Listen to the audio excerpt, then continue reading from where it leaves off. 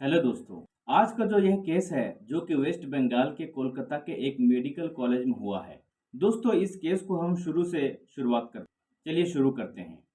9 अगस्त 2024 को RJ Garg medical college and hospital में 31 साल के एक महिला डॉक्टर के साथ फिजिकल असॉल्ट होता है, रेप होता है और उसके बाद उनका मर्डर हो जाता है। विक्टिम की हालत ऐसी कर दी गई थी कि उनकी आंखों से, मुंह से और हाथों से और प्राइवेट पार्ट से बहुत ज्यादा ब्लड निकल रहा था। तो हादसे की रात विक्टिम की 36 घंटे की एक ड्यूटी लगी हुई थी, जिसमें उनको continuously day and night hospital में रहना पड़ता था। वैसे ही उस दिन भी अपनी पूरी 24 घंटे की ड्यूटी करने के बाद वह अपने 4 फ्रेंड्स के साथ डिनर कर रही थी और 8 अगस्त की रात को वो सब नीरज चोपड़ा का ओलंपिक मैच देख रहे थे। और फिर जैसे ही सबने डिनर कर लिया तो जो उनके 4 क्लासमेट थे वो तो अपनी ड्यूटी पर चले गए, लेकिन विक्टिम डॉक्टर इतने एक्टिव शेड्यूल के बाद वहीं सेमिनार हॉल में आराम करना चाहती थी, तो इसलिए वो वहां पर सो गई। उसके बाद ऑफिशियल रिपोर्ट्स के माने तो जो आरोपी है संजय रॉय, वो एंट्री लेता है सेमिनार हॉल में तकरीबन 4 बजे के करीब। और जो संजय है वो एक कांस्टेबल है। ये जो आरोपी संजय राय है, इसको इस हॉस्पिटल में कई सारे डिपार्टमेंट में जाने का एक्सेस था।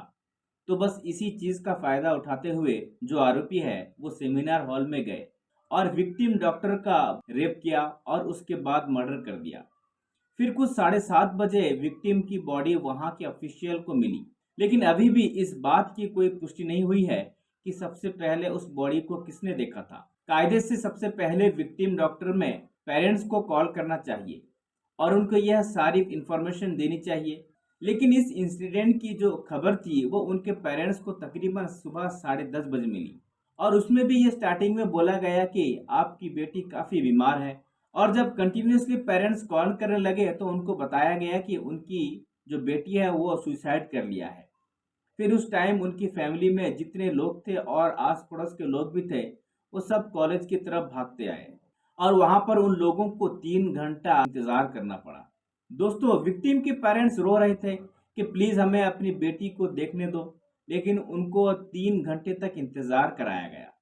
उसके बाद जब पेरेंट्स ने अपनी बेटी को इस हालत में देखा तो फिर हर पेरेंट्स को मालूम है कि क्या हाल हुआ होगा, उन बूढ़े माँ बाप पर क्या गुजरा होगा अपनी बेटी को इस हालत में देखकर। लेकिन दोस्तों, इतना सब कुछ होने के बाद भी जो हॉस्पिटल के मैनेजमेंट थे वो यही कह रहे थे कि जो विक्टिम है उसने सुसाइड किया है। और जो कॉलेज के प्रिंसिपल है उन्होंने तो मीडिया में यह भी बयान दे दिया था कि जो विक्टिम है उनको साइकोसिस नाम की एक बीमारी है जिसके कारण उन्होंने सुसाइड किया है। तो बिना किसी इंसिडेंट के, तो बिना किसी एविडेंस के, बिना किसी प्रॉपर इन्वेस्टिगेशन के इतना बड़ा फैसला देना मीडिया के सामने यह मतलब समझ से बाहर है कि वो जो प्रिंसिपल है उन्होंने क्यों बोला। लेकिन उसके बाद जब ये खबर पूरे कॉलेज में फैली और पूरे कोलकाता के मेडिकल कॉलेज में फैली, तब जो एडमिनिस्ट्रेशन था वो थोड़ा सतर्क हुआ और फिर उनकी बॉडी को जब पोस्टमार्टम के लिए भेजा गया तो सब रिपोर्ट्स देखने के बाद सब शॉक में आ गए।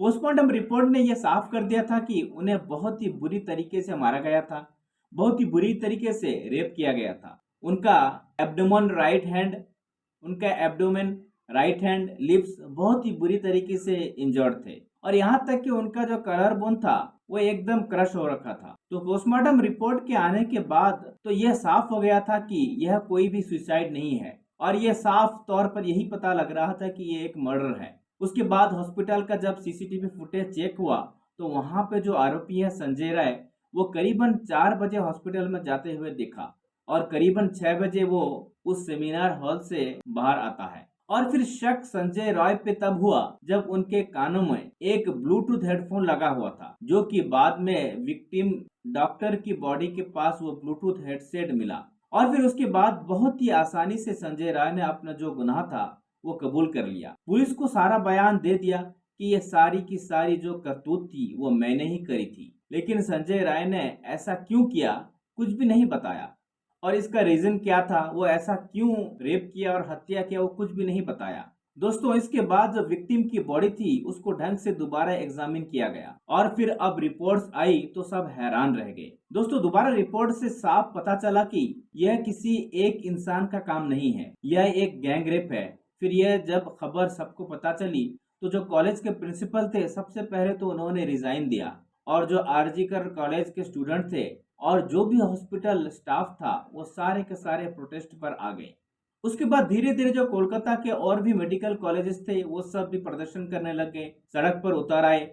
और जिस सेमिनार हॉल में इतना बड़ा हादसा हुआ था, मर्डर के 5 दिन बाद कुछ ऐसा हुआ जो कि किसी ने भी सोचा नहीं था। उसी सेमिनार हॉल से करीबन 20 मीटर दूर एक कमरा है, और उस कमरे को एडमिनिस्ट्रेशन तोड़ देता है और यह नाम देता है कि वो वहां का रिनोवेशन कर रहे हैं।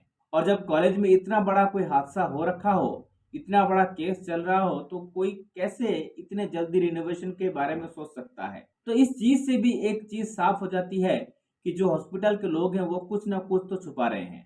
दोस्तों, ये बहुत ही दुखद भरा इंसिडेंट है जो कि हमारे दिलों को हिला देता है। एक इंसान ऐसा कैसे हैवान बन जाता है? क्या ऐसे इंसान अपने बहन के बारे में भी नहीं सोच सकते कि उनकी भी कभी बहन होगी या बहन है, तो उनकी बहन के साथ अगर ऐसा होता तो वो किस तरह उसको देख सकते थे? तो दोस्तों, हम यही रिक्वेस्ट करते हैं कि जो भी गुनहगार है उसको जल्द से जल्द सजा मिले, और जो विक्टिम के फैमिली है उनको इंसाफ मिले। क्योंकि अभी तक जो गैंग रेप बताया जा रहा था उसमें से सिर्फ एक संजय राय ही पकड़ा गया है, और बाकी जो अदर गैंग है उसके बारे में अभी तक कुछ भी जानकारी नहीं है। दोस्तों, अभी एक और न्यूज भी मिल रही है कि जो आरजेकर कॉलेज के जो प्रिंसिपल ने रिजाइन दिया था, उनको अब कोलकाता के किसी और बड़े कॉलेज में दोबारा प्रिंसिपल बना दिया गया है। तो ये सब क्या चल रहा है, ये समझ से बिल्कुल बाहर है। और साथ ही साथ जो कोलकाता के लोग हैं वो सफ़र कर रहे हैं, जो कि हॉस्पिटल जा रहे हैं, जिनको मेडिकल फैसिलिटी चाहिए, वो बहुत सफ़र कर रहे हैं। क्योंकि जो सारे डॉक्टर हैं, जो सारे स्टाफ हैं, इवन जो मेडिकल कॉलेज के प्रोफेसर्स हैं, वो सब भी सब प्रोटेस्ट में लगे हुए हैं। दोस्तों, कोलकाता में अगस्त 2024 में ये जो जूनियर डॉक्टर का बलात्कार का मामला है, ये केवल एक दुखद घटना था, बल्कि यह समाज में महिलाओं की सुरक्षा और अधिकारों के मुद्दे पर गंभीर चर्चा का विषय बन गया। इस घटना ने यह साबित कर दिया है कि महिलाओं के खिलाफ हिंसा को समाप्त करने के लिए हमें सामूहिक प्रयास और लगातार सुधार की आवश्यकता है। दोस्तों, इस मामले ने न्याय की प्रक्रिया की शक्ति और समाज की जिम्मेदारी को उजागर किया है। ये घटना एक चेतावनी है कि हमें एक सशक्त समाज के रूप में महिलाओं की सुरक्षा और सम्मान की दिशा में निरंतर काम करना होगा। कोलकाता की इस घटना ने हमें याद दिलाया कि महिलाओं के खिलाफ हिंसा के खिलाफ एकजुटता और सख्त कानून की आवश्यकता है, ताकि समाज में सुरक्षा और सम्मान को सुनिश्चित किया जा सके। दोस्तों, ऐसे है कोई एक इंसान जब भी रेप करता है या घिनौना काम करता है, उसको अगर हम सख्त सख्त अगर सजा नहीं देंगे तो लाजिम बात आंदा आगे चलकर फिर ऐसे ही दूसरे लोग भी गुनाह करते जाएंगे और करते भी जा रहे हैं। तो इसलिए अगर हमारा कानून सख्त सख्त अगर किसी एक इंसान को भी अगर उस पर कार्रवाई सख्त सख्त अगर कार्रवाई करती है, तो फिर फ्यूचर में ऐसा कोई मामला दुनिया में नहीं आएगा। तो दोस्तों, इतना के लिए हम रखते हैं। अगर वीडियो आपको अच्छा लगा तो इस वीडियो को ज़्यादा से ज़्यादा आप शेयर कीजिए। धन्यवाद।